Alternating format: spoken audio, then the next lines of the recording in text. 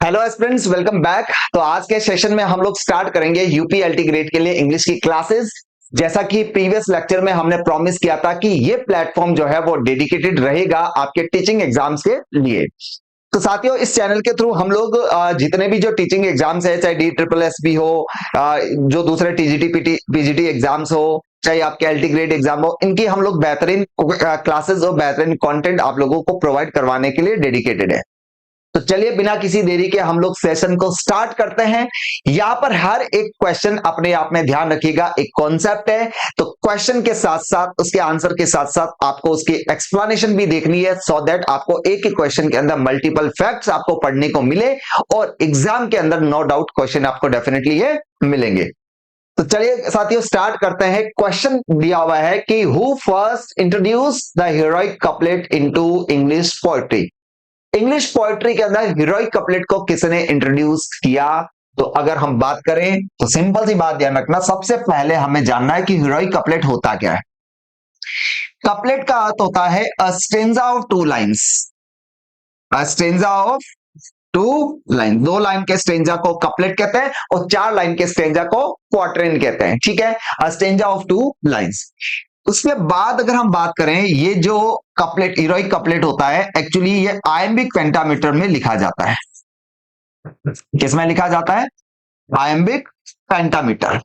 हालांकि मीटर में हम लोग डिटेल में डिस्कस करेंगे, बट आयम्बिक पेंटामीटर क्या होता है? एक ऐसी लाइन जिसके अंदर 10 वाउल साउंड्स हो, और इसके अंदर ध्यान रखना एक चीज और होती है, एक सिलेबल का पैटर्न होता है। सिलेबल का मतलब होता है एक वर्ड साउंड की एक यूनिट। ठीक है, जिसको हम लोग आगे डिटेल में डिस्कस करेंगे। बस अभी आप शॉर्टली एक बार इसको इतना ध्यान रख लो कि आयम्बिक पेंटामीटर का अर्थ होता है एक सिंगल लाइन के अंदर 10 वाउल साउंड, स्वर की ध्वनियां। तो यहां पर क्या है, आयम्बिक पेंटामीटर में लिखा जाता है, और ये जो है इसकी राइम स्कीम होती है ए और ए, यानी जो दो लाइंस होती है वो आपस में राइम करती है, यानी दोनों का लास्ट वाला साउंड जो है वो सिमिलर होता है। जैसे twinkle twinkle little star, how I wonder what you are. तो गाइस, ये तीन फैक्ट आपको ध्यान रखना है। अब अगर हम बात करें कि who is known as the proponent of this heroic couplet, heroic couplet को किसने इंट्रोड्यूस किया, तो यहां पर ध्यान रखना है जॉफ्री चौसर। जॉफ्री चौसर जिनको फादर ऑफ इंग्लिश लिटरेचर कहा जाता है। जॉफ्री चौसर जो 1340 में जिनका बर्थ हुआ था। ठीक है, जॉफ्री चौसर जो है उनको यह श्रेय दिया जाता है कि उन्होंने हीरोइक कपलेट को इंट्रोड्यूस किया इंग्लिश के अंदर। तो यहां पर आंसर आपका बी हो गया। नेक्स्ट क्वेश्चन की तरफ बढ़ते हैं। Heroic couplet were widely used during which literary period. किस लिटरेरी पीरियड में हीरोइक कपलेट का जो है वो ज्यादा यूज किया गया। देखो, रिनेसेंस की अगर हम बात करें तो रिनेसेंस के अंदर ब्लैंक वर्स का यूज ज्यादा किया जाता था। किसका यूज किया जाता था? Blank verse. ब्लैंक वर्स ऐसी पोइट्री होती है जिसके अंदर मीटर होता है, यानी एक लाइन के अंदर 10 वाउल साउंड्स ऐसा मीटर होता है, लेकिन वो लाइन जो अनराइम्ड होती है, जिसके अंदर राइम स्कीम नहीं होते, यानी लास्ट वाले साउंड आपस में मैच नहीं करते। रोमांटिक एज की जो पोइट्री होती थी वो सिंपल होती थी, लिरिकल होती थी। मॉडर्न एज की पोइट्री फ्री वर्स में होती है। फ्री वर्स का अर्थ ऐसी पोइम जिसके अंदर ना मीटर होता है और ना ही राइम स्कीम होती है। हीरोइक कपलेट जो है वो नियो क्लासिकल एज में सबसे ज्यादा पॉपुलर रहा है। ठीक है, जैसे अलेक्जेंडर पोप हीरोइक कपलेट के लिए काफी फेमस रहे हैं। ठीक है, अलेक्जेंडर पोप जिनका ऐसे क्रिटिसिज्म जो है वो काफी फेमस वर्क रहा है। नियो क्लासिकल पोएट्री जो थी वो एक्चुअली रूल्स बाउंडेड थी, यानी इनमें रूल्स का यूज बहुत ज्यादा किया जाता था, फिगर्स ऑफ स्पीच का यूज बहुत ज्यादा किया जाता था। तो ये कंप्लीटली रूल्स बाउंडेड थी। तो नियो क्लासिकल एरा जो है उसके अंदर हीरोइक कपलेट सबसे ज्यादा यूज किया जाता था। तो ऑप्शन यहां पर हो गया बी। बढ़ते हैं नेक्स्ट क्वेश्चन की तरफ। अडोनिस जो है by Shelley is an example of. ध्यान रखना कि अडोनिस एक पोएम जो किसके द्वारा लिखी है? Bye PB Shelley. PB Shelley एक रोमांटिक पोएट रहे। पीबी शैली एक रोमांटिक पोएट रहे।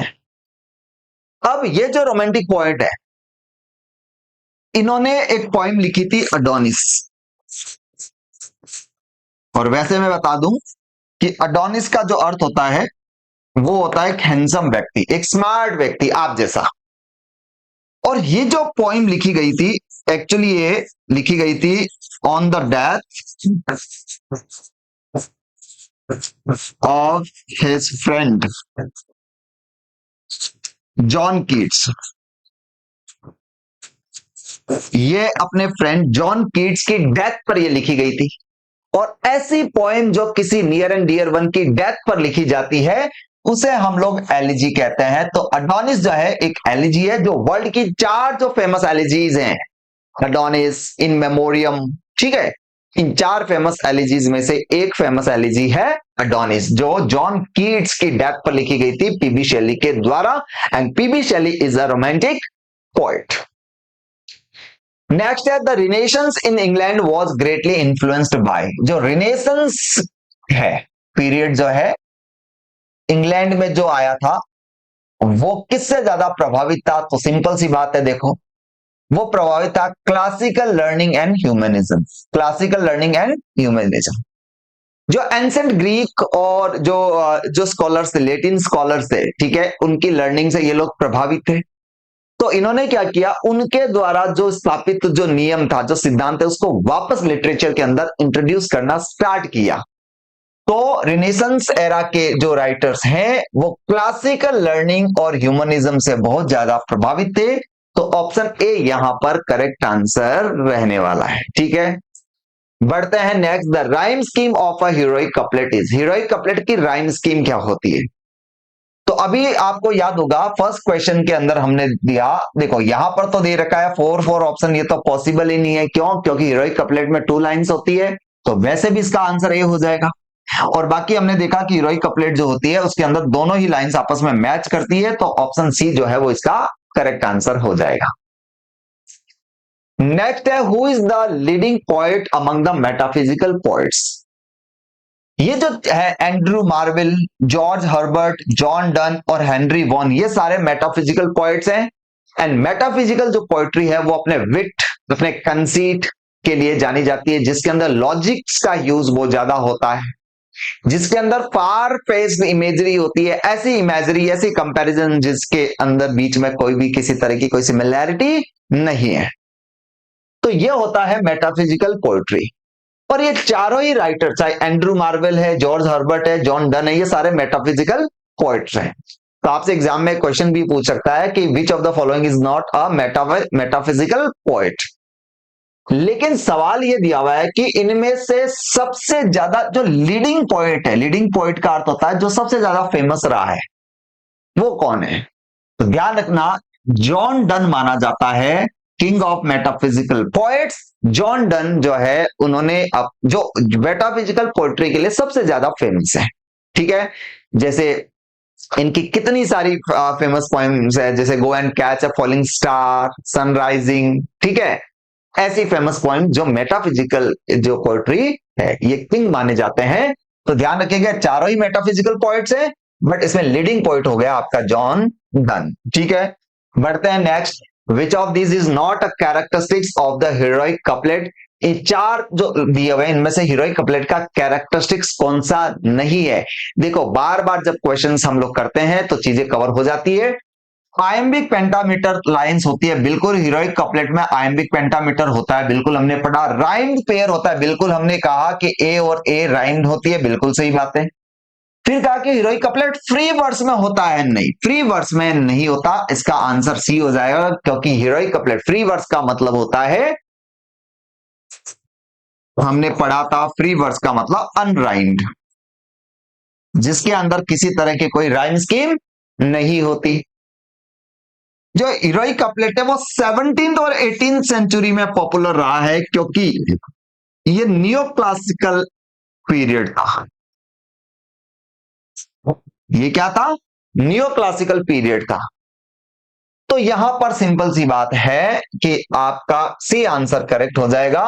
हीरोइक कपलेट जो है वो फ्री वर्स में नहीं होता। तो हीरोइक कपलेट आयम्बिक पेंटामीटर में होता है, राइम पेयर्स होता है, और 17th और 18th सेंचुरी में इट वाज वेरी पॉपुलर। बढ़ते हैं next. Life is a walking shadow is an example of, ये जो है ये किसका एग्जाम्पल है? तो ध्यान रखिएगा, सिमली, मेटाफर, हाइपरबली और सिनेक्डोकी। तो एक बार मैं ओरली थोड़ा सा डिस्कस कर लेता हूं। हाइपरबली सबसे पहले देख लेते हैं सिमली क्या होती है। सिमली एक कंपैरिजन होती है जिसमें लाइक और एज का यूज करते हैं। जैसे मैं कहूं कि you are like a tiger, तुम टाइगर की तरह हो, तो ये सिमली का एग्जाम्पल हुआ। ठीक है। मेटाफर जो होता है, मेटाफर का अर्थ होता है comparison between two dissimilar things, लेकिन उसके अंदर लाइक और एज का यूज नहीं होता।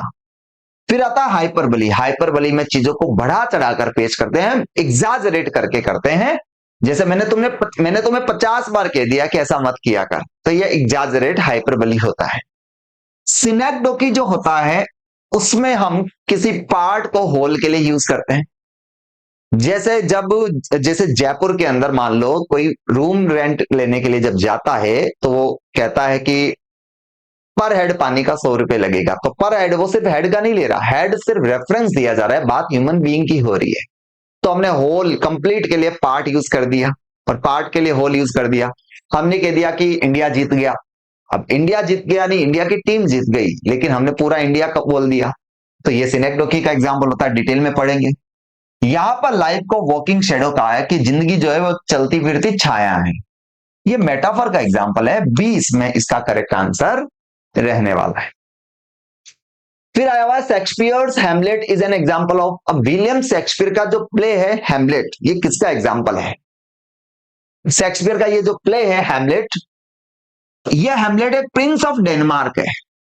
ठीक है।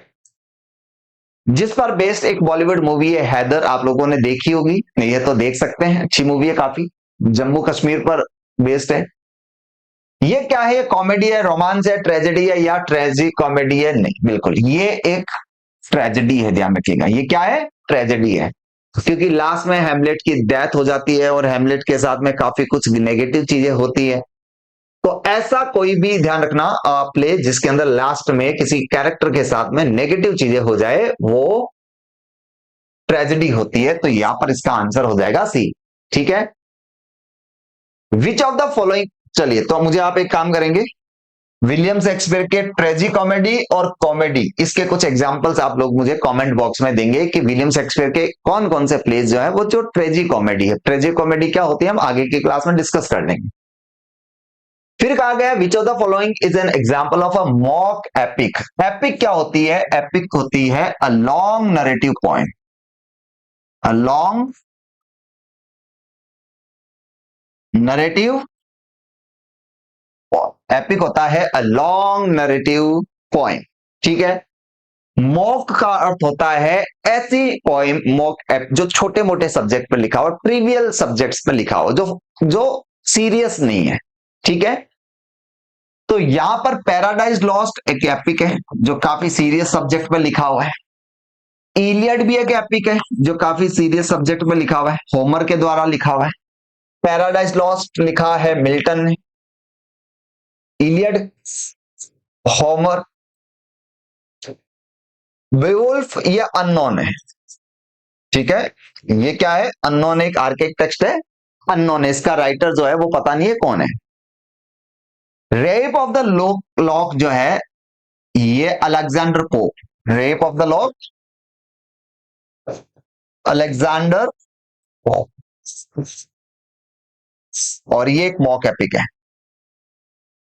तो यहां पर आंसर हो जाएगा सी, जो ट्रिवियल सब्जेक्ट पर लिखा गया है। ठीक है। ट्रिवियल का मतलब ऐसा अनइंपॉर्टेंट सब्जेक्ट। फिर बात करते हैं which of the following is the best example of an एलिग्री। एलिग्री क्या होती है पहले उसको जान लो। एलिग्री एक तरह से एक सिंबॉलिकल स्टोरी होती है, एक सिंबॉलिकल स्टोरी होती है। ठीक है। जिसमें जो एब्स्ट्रैक्ट क्वालिटीज होती है, abstract qualities like love, hate, इस तरह के जो एब्स्ट्रैक्ट क्वालिटीज होती है, इनको ह्यूमन बीइंग की तरह इनको कैरेक्टर्स बनाकर प्ले के अंदर इनको एक तरह से प्रेजेंट किया जाता है। एक कैरेक्टर है जिसका नाम लव होगा, एक कैरेक्टर होगा जिसका नाम हेट होगा, ऐसे कैरेक्टर बनाकर प्रेजेंट किए जाते हैं जो कोई मीनिंग कन्वे करना चाहते हैं।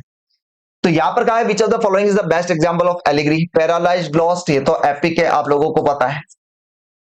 प्रिल्यूड जो है वो एक लिरिकल पोएम है, ठीक है। हैमलेट एक ट्रेजेडी है विलियम शेक्सपियर का। प्रिल्यूड जो है वो विलियम वर्ड्सवर्थ का लिखा हुआ है।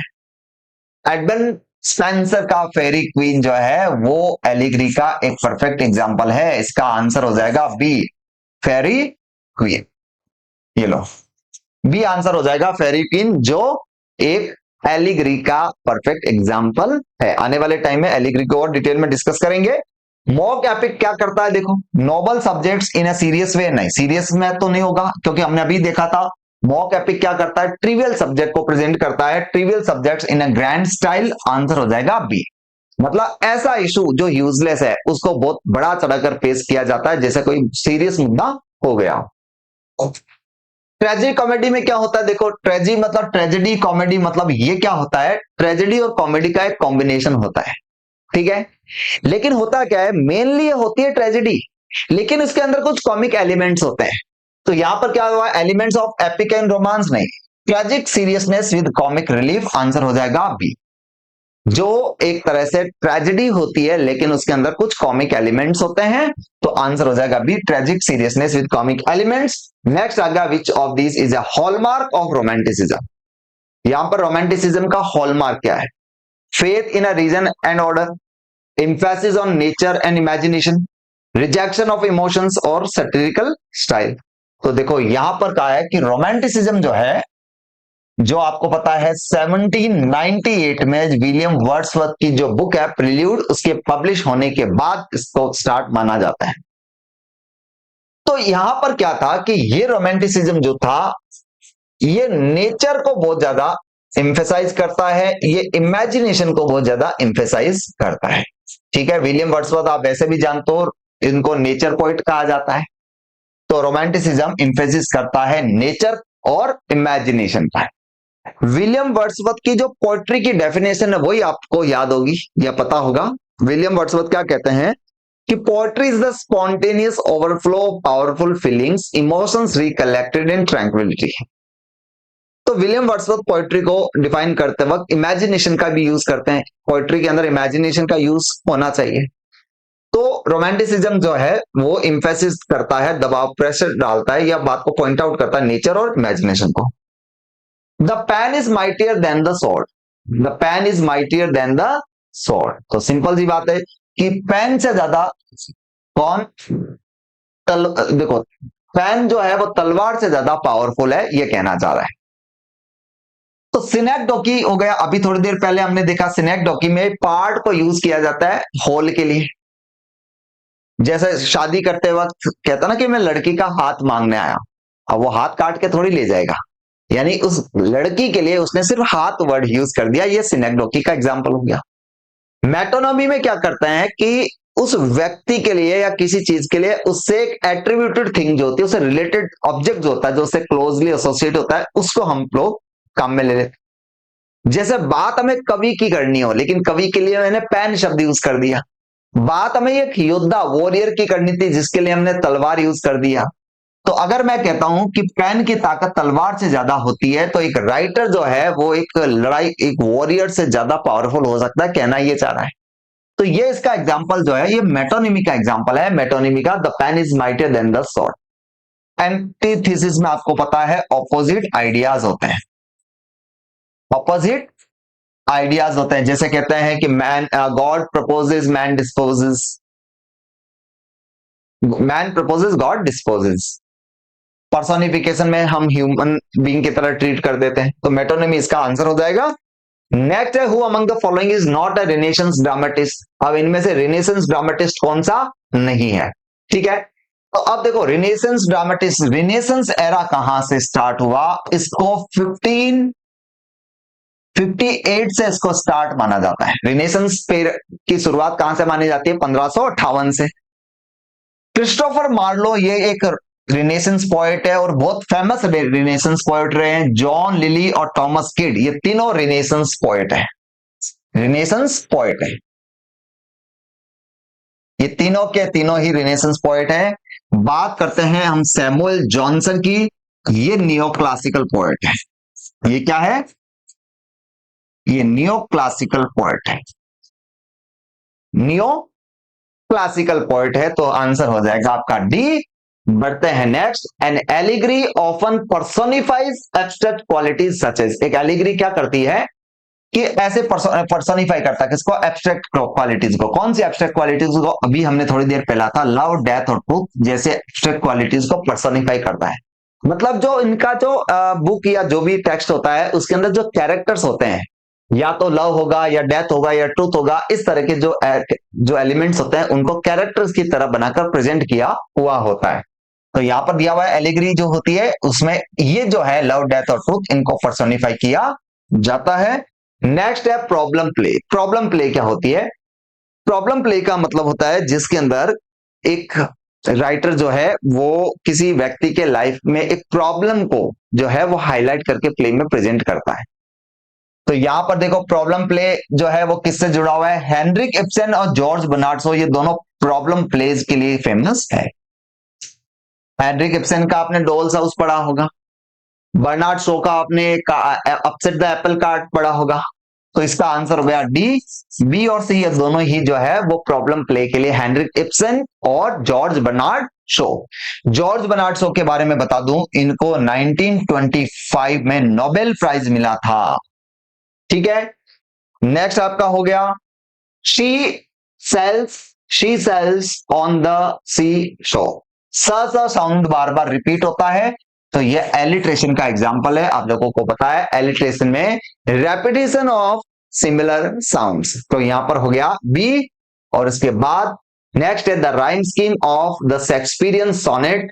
शेक्सपियरियन सोनेट जो होता है उसकी राइम स्कीम क्या होती है? देखो शेक्सपियर का सोनेट जो होता है वो थ्री होती है। ठीक है, तो यहां देखो शेक्सपियर का जो सोनेट है, ठीक है, A B C D E F G G, ये इसकी राइम स्कीम होती है। यानी जो सोनेट्स जो होते हैं, ठीक है, वो अपने आप में इंटरडिपेंडेंट होते हैं। एक स्टेंजा की राइम स्कीम दूसरे में नहीं जाती। तो A B C D E F और लास्ट में हो गया जी जी। ये कपलेट जो है वो शेक्सपियरियन सोनेट की राइम स्कीम का एक परफेक्ट एग्जांपल है। तो गाइस इस सेशन में इतना ही। ठीक है, आपको क्वेश्चंस अच्छे लगे हो, यूजफुल रहे हो, तो डेफिनेटली आप चैनल को सब्सक्राइब जरूर करना, बने रहना कंटिन्यू, क्योंकि कंटिन्यू आप लोगों के लिए क्लासेस आने वाली है। डेली हम लोग क्लासेस लेकर आएंगे और नो डाउट ये बेहतरीन कंटेंट आपके एग्जाम में बहुत काम आने वाला है। तो मिलता है नेक्स्ट लेक्चर में शानदार से क्वेश्चंस के साथ। टिल देन टेक केयर, जय हिंद, जय भारत।